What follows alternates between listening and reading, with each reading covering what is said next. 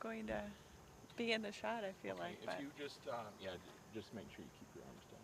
You'll be all okay. right. Just start with your name and then spell it for me, Okay. please. So I'm Catherine Gross, Katherine, Gross, but I go by Kay. Okay, and what would be your title? I am the director of the Kellogg Biological Station and a university distinguished professor. Okay, that's all You I ready? had to ask. Okay. So, can you tell us a little bit about the facility here at KBS? Well, you are on the grounds of what was formerly the estate of W.K. Kellogg, a summer estate, which in the 20s he built a gorgeous home that many people come to visit for private and public events. It provides a very interesting entree to a field biological station that actually produces some of the most outstanding research at Michigan State University in ecology and evolutionary biology. Behind me, following those steps, would take you down to the academic building where the resident KBS faculty are based. There are currently 14, soon to be 15 faculty based here at the Kellogg Biological Station. And how many students? I know that it's a teaching facility as well, right? Yes, we are a research and education center, but most of our education focuses on graduate and postdoctoral education on a year-round basis. In the summer, however, about a week ago they all left, we have between 40 and 100 undergraduates here at any time taking courses and participating in research.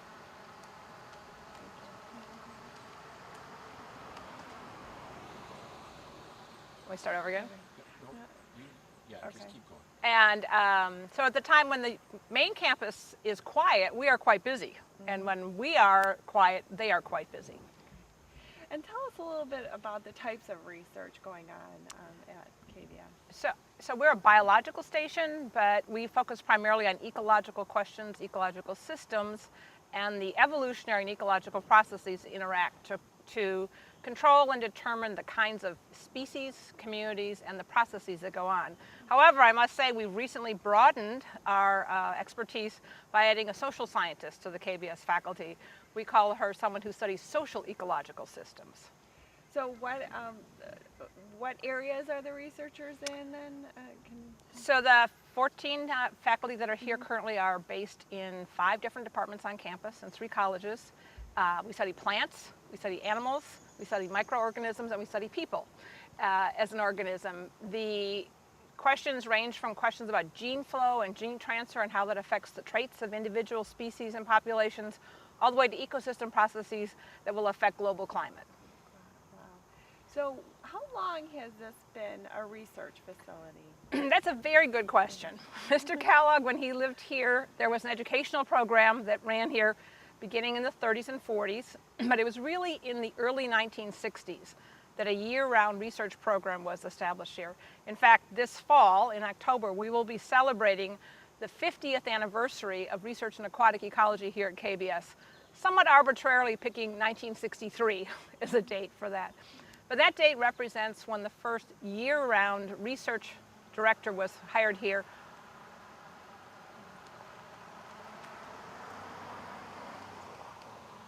Who took on as a commitment to create a year-round research faculty here. So that's one thing that distinguishes us from other biological field stations is we have 14 or 15 faculty who are here year-round, not just in the summer or seasonally. And it's a huge facility, right? It is. Over 3,000 acres, is that correct? Yeah, there are over 3,000 acres of land, hundreds of buildings, as my facility person lets me know. It includes not just this historical home and the research building behind you, but about a half dozen outlying research labs, a conference center, dormitories, apartments, and about 25 to 30 houses where our graduate students and research associates, as well as visiting scientists, live. Wow. Do you have any idea how many people visit? I mean, in terms of scientists in particular? So in the summer, our population will swell from the current 30 to 50 people that are here to over 100. Sometimes as many as 150. There was a period here this June where there was not an empty bed in the house, and we can sleep 140. So it was very full. But as a field station for Michigan State, we support the research not only of Michigan State University faculty, those that are resident and from campus, but also faculty from around the country and around the world. So we are really an internationally focused biological research station. And talk a little bit about what a facility like this allows a researcher to do that they might not be able to do somewhere else, the importance of having a Well, facility. there are several things. Many biological field stations are used by faculty for research because of the natural environments around them, and we have that. Our natural environments are both managed and unmanaged, forests, agricultural fields, lakes and ponds, and old fields and restored prairies. But couple that here with a state-of-the-art research building, which includes modern greenhouses, computing facilities, research laboratories where you can do molecular analyses, and that's what distinguishes us from a typical research lab, or excuse me, a typical field station. What distinguishes us from the campus facility is the proximity to the field sites. So we can literally walk or bike to many of the field sites. In fact, this year we arranged to have bicycles available from campus so our students wouldn't have to drive. They could in fact bike to their field sites. And as role of director in your role, are you also an active researcher? Can you talk about some of your background? Or? Well, I'm less active Okay. than I was. So yes, I'm still involved in 2 of the research projects here. The long-term ecological research project on row crops. I study weeds in those crops, but also the successional processes that occur when those fields are abandoned. That then complements the work I do with the Great Lakes Bioenergy Research Center, looking at the potential for native grasslands to provide the cellulosic biofuels to support a bioenergy economy. Understanding what determines the composition of those communities and the productivity of those communities has been an important part of my research on natural grasslands that I'm now applying to these bioenergy projects. And how long have you been director here? Somewhere between 8 and 10 years, depending on how you count. Okay. And were you at Michigan State before? Or? I was. I've had a long history at Michigan State. I actually was a graduate student here. Began my research back in the zoology department and then moved here to KBS. Left to go to the Ohio State University faculty for 7 years. As I tell people, long enough to have 2 children and get tenure. And then came back in 1987 with my husband, Gary Mittelbach, when he was recruited here to the faculty. I was a spousal accommodation, given a temporary part-time appointment with the hopes that I would develop a career focused on research, which I did, and subsequently then have moved more into an administrative role. Great. Is there anything else about the facility or the research, particularly the research aspect that you think would be important to know? Yes, I think what's important for people to realize is this aspect of having proximity to real field sites, the state-of-the-art researchers, but a really important thing is the long-term data sets we have here that can support incoming Michigan State University faculty who want to develop a question, ask something about dynamics, and we have those data records. And it's not just on the LTER project, which is a relatively young long-term project here. We have data sets that go back 40, 50 years on lakes and streams in the area, for example. So that legacy of long-term data, the fact that we have reasonable control over the habitat, we own this place, so we control what happens here. And while there is some public access here, we have really very little problem with vandalism or disruption of our research, in part because the community has become increasingly aware of what we do and values it.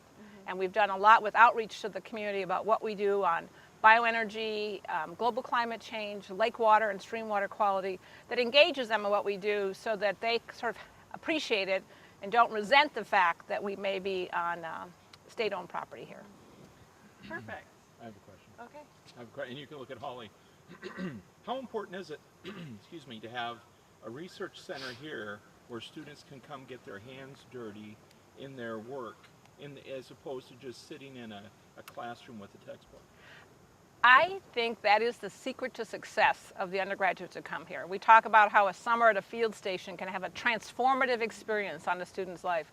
We pride ourselves that we turn kids around. We take the very talented student from Michigan State around the world who wants to take that next step up to an independent research, and we help them to find that. But as, or perhaps equally importantly, we take that student who's struggling, who's not quite sure, maybe not quite at that 3-point level we want to do, but having the opportunity to be in an intensive, small classroom where you are responsible for your own learning with others who are as engaged can totally turn a student around. And we've seen that year after year after year.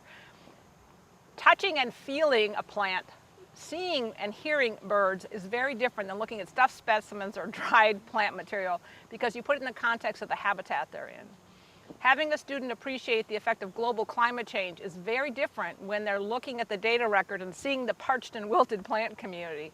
Getting some idea of what that might mean long term is very, very different. You can't do it with the movies. Perfect. Good. Yes. Would you like to sing? No.